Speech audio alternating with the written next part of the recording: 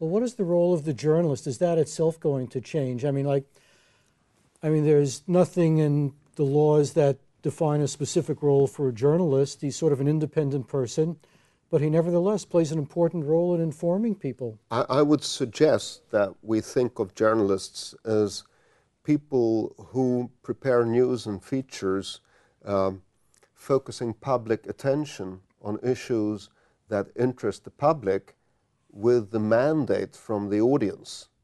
And if they do it with the mandate from the sources, then they're PR guys. But if they do it with a mandate from the audience, then they're journalists. So their job is just to put attention to things that are of interest for the public. I think that that's a usable definition in the future. And I would add to that, when I said before it's about facilitating, I think it's about involving the audience in some way. And Yes. some of that can be crowdsourcing, some of it could be letting a story unfold, because you don't pre-package stories anymore that you have to like write it up and it has to have a beginning and end and all that sort of stuff, and then it goes to print and then it goes out. Like, it unfolds real time. And so journalists, I think, are in a position of sort of not being the experts to pre-package it, but they sort of have to know the questions to ask, they know how to respond to stuff. So I think the role shifts, and they can't cover everything. I mean, it's covered on Twitter and online. You just can't, the role to have to cover a beat anymore, I think, is old school. But it is still very important. I mean, since we will continue to live in societies that take collective decisions, and we want to know what to do with our tax bucks and so on, we still need to be able to facilitate public discussion. And this, I think, is the job of journalists. And they need to have the right set of incentives and business models so that they earn by doing that in a quality way. Now, if we talk about catering to the audience seems very interested in celebrity scandals, as opposed to, say, the healthcare issue, which is extremely important, but which is also excruciatingly tedious much of the time. In the new journalism, I mean, you still can't force feed people to take things that they're not interested in, even if it's important to them. What do we do about that? Well, I think that is a question of better storytelling, and I think that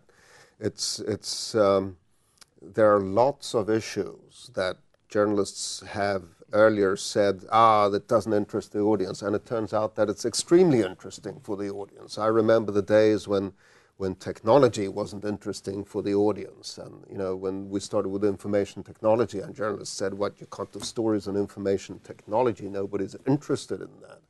And people love it, and people want to read the news about the latest phones and so on. Many political journalists think that that's trivial because it's gadgets, but it's not. It's the tools that are changing our lives, and people do care. So if we explain stories simply enough, in terms that people understand easily, they might be a lot more popular, because the average news story is about a minute, typically. If it's, one of the things about technology and how it's affecting, I think, the production of news. There was this guy that did a study of Nietzsche, and how when Nietzsche went from writing longhand to writing with a typewriter, how his rhetoric and all the language he used went from arguments to aphorisms. And it does a whole analysis of just the tool that he was using and how his writing changed. And I think when you look at 140 characters with Twitter and things like that, journalists are having to change the way they write and the way they think and the way they analyze stuff, as well as we're changing sort of how we consume things. So I think that's going to be a big thing. I think people are getting a bit tired of all the time being made depressed. And it's important that we learn about the problems, but it's also a problem that we learn about how we can solve problems. And this, I think, is why what started as consumer journalism and gadget journalism has turned out to be very, very popular, because it's about actually journalism for us telling us, here come new tools that you can solve problems with. And people want to have that. So I think it's important for journalism to focus both on the problems and the solutions and enable people to solve problems. Now, I'd love to continue this conversation. We have a lot more things to talk about. Unfortunately, we're just about out of time, so we are going to have to wrap the show. I'd like to thank my two distinguished guests, David Nordfors and Tony Deifell. Thank you very much to both of you for being here today. Please visit our website at www.futuretalk.net.